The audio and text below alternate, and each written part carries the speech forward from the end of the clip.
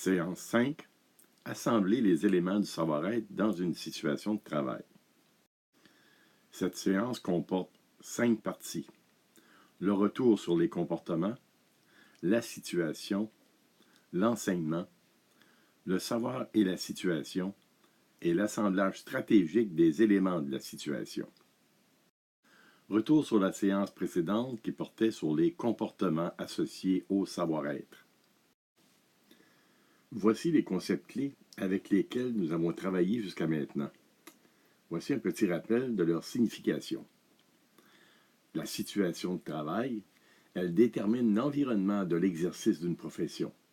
Elle comporte les éléments les plus utiles à la mise en œuvre des compétences nécessaires à l'exercice de la profession.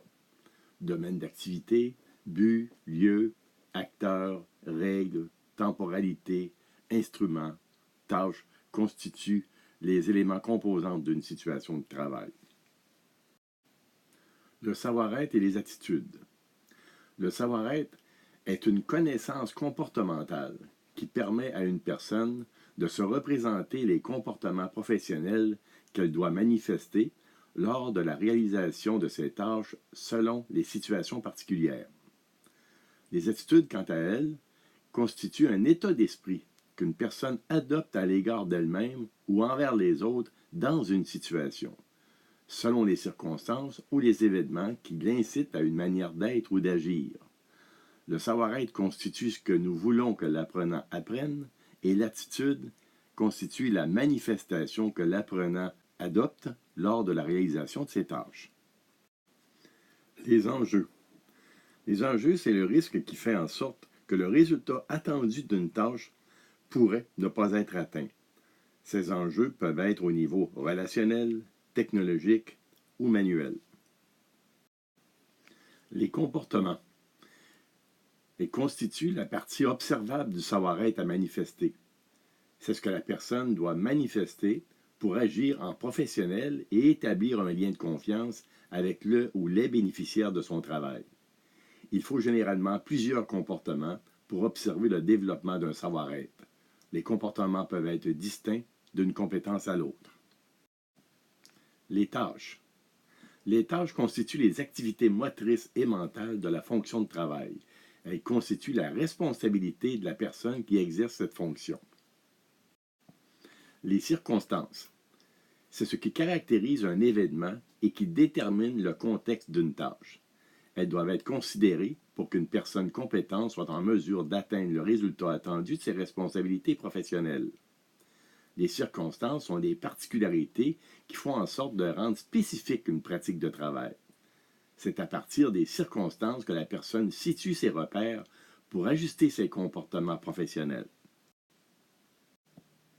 L'événement est un ensemble de faits probables obligeant à la modification de la pratique de travail anticipée ou effective.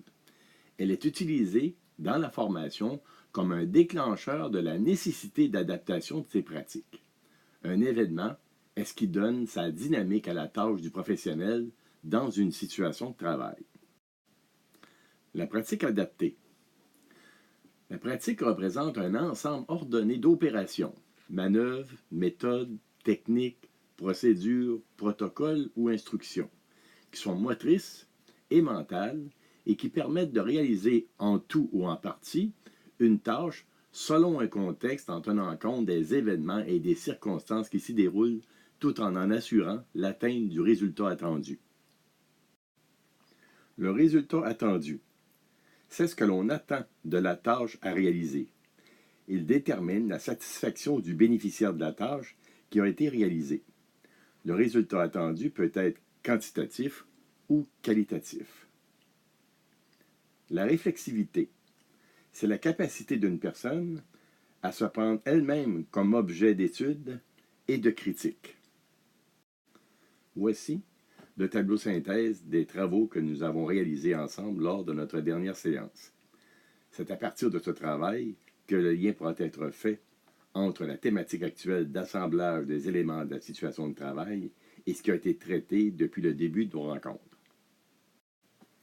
En cohérence avec les savoir-être que nous désirons que les apprenants manifestent, nous avons à choisir des comportements qui nous permettront d'en constater la présence et d'offrir aux apprenants par la même occasion des repères qui pourront servir au moment où ce dernier pourra porter un regard critique sur ses façons de réaliser ses tâches professionnelles. Lors de notre dernière séance, nous avons pris conscience des liens qui existent entre les composantes d'une situation de travail qu'il faut mettre en place et les comportements que nous désirons que les apprenants manifestent. La situation de travail que nous devons mettre en place doit comporter les éléments suivants. Un événement professionnel qui justifie la réalisation d'une tâche professionnelle. De cette tâche à réaliser, l'apprenant devra construire une pratique de travail adaptée. Cette pratique de travail se construit autour des circonstances de la tâche à réaliser en lien avec l'événement professionnel dans la situation de travail. La pratique de travail doit considérer également les enjeux qui sont à être considérés pour mener à bien la tâche à réaliser selon les circonstances. La pratique de travail constitue donc la partie de l'action de la tâche à réaliser. En plus de l'action de la pratique de travail en relation avec la tâche à réaliser, il y a le savoir-être qui est constitué par la manière d'être lors de la réalisation de l'action. L'action est donc ce que fait la personne et est en relation avec les connaissances techniques qu'elle est en mesure d'utiliser. C'est ce que l'on peut appeler le savoir-faire de la profession. La manière d'être est constituée de l'état d'esprit de la personne. Cet état d'esprit peut se manifester dans la mesure où la personne a des connaissances comportementales. Ces connaissances comportementales constituent le savoir-être. Le comportement est donc issu des connaissances comportementales que l'apprenant a pu associer à ses connaissances techniques en relation avec les circonstances de l'événement professionnel lors de la réalisation de sa tâche en tenant compte des enjeux. Ce comportement adapté aux circonstances de la situation de travail en lien avec l'événement professionnel devient alors un comportement professionnel. Le savoir-être intégré au savoir-faire devient alors un savoir-agir constituant ainsi la réelle manifestation de la compétence professionnelle. Les enjeux deviennent alors l'élément clé qui oblige l'apprenant à considérer ses comportements comme une composante de sa pratique de travail lors de la réalisation de ses tâches qui est déterminante pour atteindre le résultat attendu par le bénéficiaire de son travail selon l'événement et les circonstances que cela a généré. Lors de notre dernière séance, il a été établi qu'il y avait 3 dimensions au comportement. L'ordre de ces dimensions est un indicateur de l'importance de leur considération par l'apprenant. Ce dernier considérera premièrement les comportements envers lui-même, ensuite ceux envers les autres et finalement ceux envers les pratiques de travail qu'il doit réaliser. Pour terminer cette partie de la présentation traitant du retour sur nos dernières séances, voici notre feuille de route jusqu'à maintenant. Nous avons traité lors de notre première rencontre des conditions pour faire manifester le savoir-être. Ensuite, nous avons traité des ressources pour faire apprendre le savoir-être. Pour ensuite, le choix du savoir-être pertinent et les comportements associés au savoir-être. Et finalement, nous en sommes maintenant à la situation de travail pour assembler le savoir-être. La situation à mettre en place. Qu'est-ce qu'une situation? Selon Brousseau, une situation est l'ensemble des circonstances dans lesquelles une personne se trouve et des relations qui l'unissent à son milieu. L'action est au cœur des apprentissages pour toute formation de type professionnalisante. L'action est le déclencheur de l'apprentissage, comme dans une situation de travail, il est le déclencheur du travail lui-même. L'action se caractérise par les tâches qui constituent la responsabilité ainsi que par les pratiques qui seront mises en œuvre pour les réaliser selon les attentes, tout en tenant compte des circonstances de leur réalisation.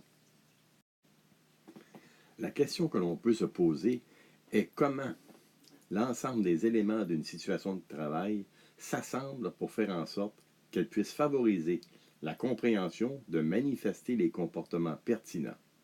Voici comment les liens peuvent se faire. La situation permet à l'apprenant de percevoir des informations qui ne pourraient être accessibles autrement. À partir des informations qu'il peut percevoir, la situation permet à l'apprenant d'en analyser les liens qui les assemblent. La dynamique qui existe dans la situation entre les tâches à réaliser, les événements à traiter, les enjeux à gérer, les circonstances à analyser et les pratiques à adapter permet un va-et-vient entre l'information perçue et les liens à l'analyse qui favorise la réflexivité de l'apprenant, ce qui lui permet la compréhension des liens entre le savoir-faire et le savoir-être. Nos 4 éléments de base liés à la situation sont l'événement, la tâche à réaliser, le résultat attendu de cette tâche en relation avec l'événement et les enjeux. Ce sont les circonstances associées à ces éléments qui constituent ce que l'apprenant ne pourrait percevoir autrement que de faire partie d'une situation de travail. L'aboutissement de la perception de l'information et de l'analyse des liens est la décision prise pour adapter les pratiques de travail en considérant les circonstances pour établir l'action à poser et les comportements à manifester. L'enseignement. La façon d'aborder l'enseignement des savoir-être implique des changements dans les pratiques d'enseignement traditionnelles. Le savoir-être ne s'apprend pas par des explications, le savoir-être ne s'apprend pas par des démonstrations, et le savoir-être ne s'apprend pas par de l'entraînement. Il faut aborder l'apprentissage du savoir-être d'une autre façon. Il ne faut pas en déduire qu'il faut changer nos pratiques d'enseignement spécifiquement pour le savoir-être. Il faut plutôt constater que l'approche à adopter pour faire apprendre les savoir-être permet d'y intégrer le savoir et le savoir-faire dans un contexte. Ce type d'approche est plus près de la philosophie de l'approche par compétence. Cette philosophie d'intervention vise à amener l'apprenant à mobiliser des ressources individuelles, à agir, réussir et progresser dans différents contextes selon des performances définies et avec tous les savoirs nécessaires. La préoccupation pour faire apprendre le savoir-être nous oblige à mettre en œuvre des pratiques d'enseignement orientées vers l'apprentissage des savoirs par l'apprenant plutôt que la transmission de ces savoirs par l'enseignant. L'approche par compétence fait appel à 4 pratiques d'enseignement à organiser. La première pratique consiste à faire explorer les savoirs par l'apprenant, c'est-à-dire à partir d'un problème, d'un projet, d'une tâche ou d'une analyse de pratique, prendre conscience de ce que l'on ignore pour être en mesure de réaliser un travail selon les attentes. La deuxième consiste à faire apprendre. Lorsque l'on est conscient de ce que l'on ignore, on est mieux disposé à combler cette ignorance par de nouvelles connaissances. L'apprentissage se fera à partir de ressources pour combler l'écart entre ce qui est acquis et ce qu'il manque pour réaliser le travail demandé. C'est par le biais de la recherche, du traitement de l'information et de la construction du sens qui permettra de combler cet écart. La troisième pratique, après l'exploration et l'apprentissage, consiste à appliquer ce qui a été appris. L'application se réalise à partir d'une action, pour construire des liens, par la mise à l'épreuve des apprentissages réalisés, en communiquant et en mettant en pratique les savoirs pour réaliser le travail demandé. Ici, l'action d'auto-évaluation de l'action par l'apprenant joue un rôle fondamental. Finalement, la quatrième pratique d'enseignement à organiser consiste à faire transférer ce que l'apprenant est en mesure d'appliquer dans d'autres contextes. Donc, à partir de circonstances différentes, l'apprenant devra être en mesure d'adapter sa pratique en tenant compte du nouveau contexte pour atteindre le résultat attendu. Donc, il doit apprendre à modifier la pratique ou l'action qu'il est en mesure de réaliser. Le savoir et la situation. Les savoirs sont en situation de permanente innovation. Le résultat est que le savoir partagé, celui qui permet de collectivement qualifier une situation, n'est plus prédonné. Il doit donc être produit au sein même de la situation par les acteurs concernés qui sans cesse ont à assembler des savoirs hétéroclites éclatés, à les composer et à les reformuler. La situation permet à l'apprenant de découvrir le sens des savoirs. La compréhension d'un savoir par l'apprenant relève des liens qu'il est en mesure de faire entre ce savoir et la situation où ce savoir est utilisé.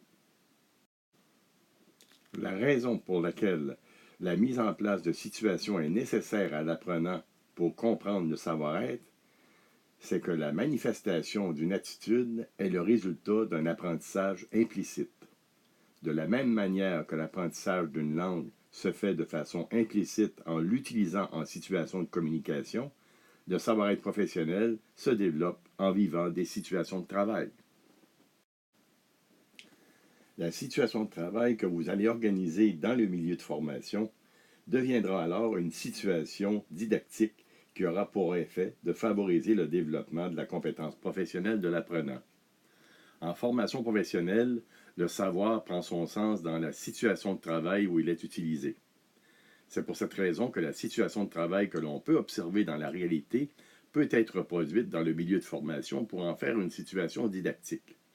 Le concept de didactique fait en sorte que la situation a été choisie et construite à cause de sa pertinence à faire apprendre et à construire des liens entre un certain nombre de savoirs, en plus de créer les conditions pour faire apprendre des savoirs qui ne pourraient être appris autrement. C'est le cas des apprentissages implicites dont fait partie le savoir-être.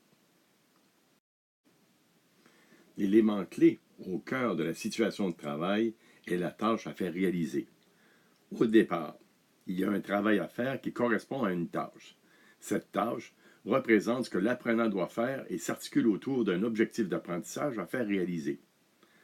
La tâche exige la construction d'une pratique de travail qui présente comment la tâche sera réalisée en tenant compte du résultat attendu selon les enjeux, les circonstances du contexte produit par l'événement déclencheur et des comportements adaptés à manifester. L'assemblage stratégique des éléments de la situation à simuler. La stratégie que je propose pour faire apprendre le savoir-être et par conséquent favoriser le développement de la compétence professionnelle est de faire construire la pratique d'une tâche sur la base d'un événement régulier et faire varier les circonstances lors de la réalisation pour obliger les apprenants à adapter les pratiques aux circonstances. Voici les questions que je vais tenter de répondre pour permettre l'assemblage des éléments d'une situation qui favorisera le développement des savoir-être. Qu'est-ce que je dois leur faire apprendre? Quelles tâches devront-ils réaliser pour l'apprendre? Dans quelle situation devrais-je les placer pour qu'ils trouvent le sens de la tâche? Quel événement devrait-il arriver pour déclencher la réalisation de la tâche? Comment devront-ils prendre conscience des circonstances du contexte de la tâche?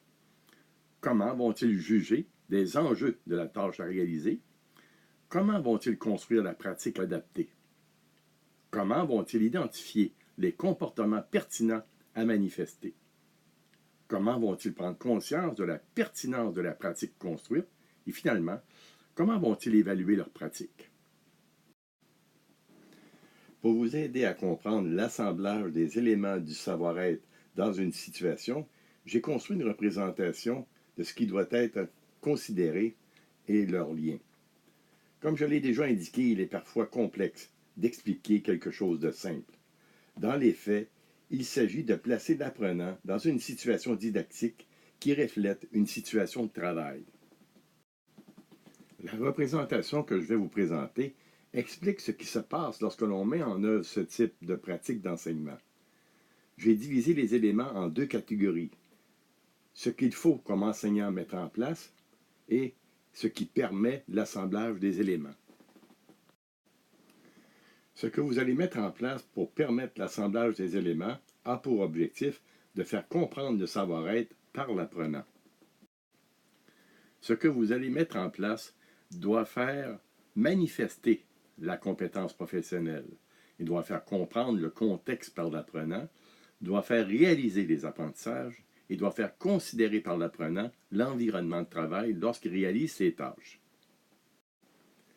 Vous allez mettre en place une situation de travail parce que vous voulez faire adapter les pratiques de travail par l'apprenant, faire gérer les événements professionnels par l'apprenant, faire réaliser des tâches professionnelles qui sont liées au programme que vous avez à faire apprendre, et vous voulez faire vivre la situation de travail à l'apprenant pour qu'il comprenne l'ensemble de ce que comporte une situation de travail pour manifester les comportements qui sont en lien avec le savoir-être que vous voulez faire apprendre. C'est à partir de l'action d'appliquer ce qu'il a appris dans ses pratiques de travail selon la situation qu'il pourra y intégrer les comportements professionnels en tenant compte de l'action à réaliser, du résultat attendu de la tâche et du rôle du savoir-être dans la réalisation de cette tâche.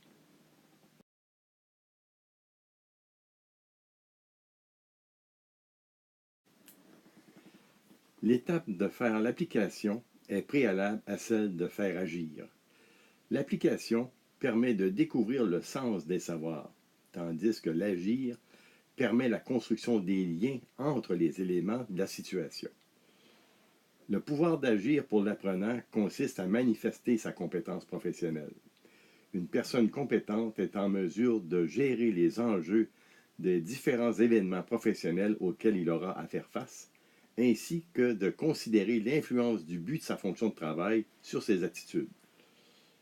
La gestion des enjeux lui permet de constater la variabilité du travail et le repérage des circonstances associées à cette variabilité.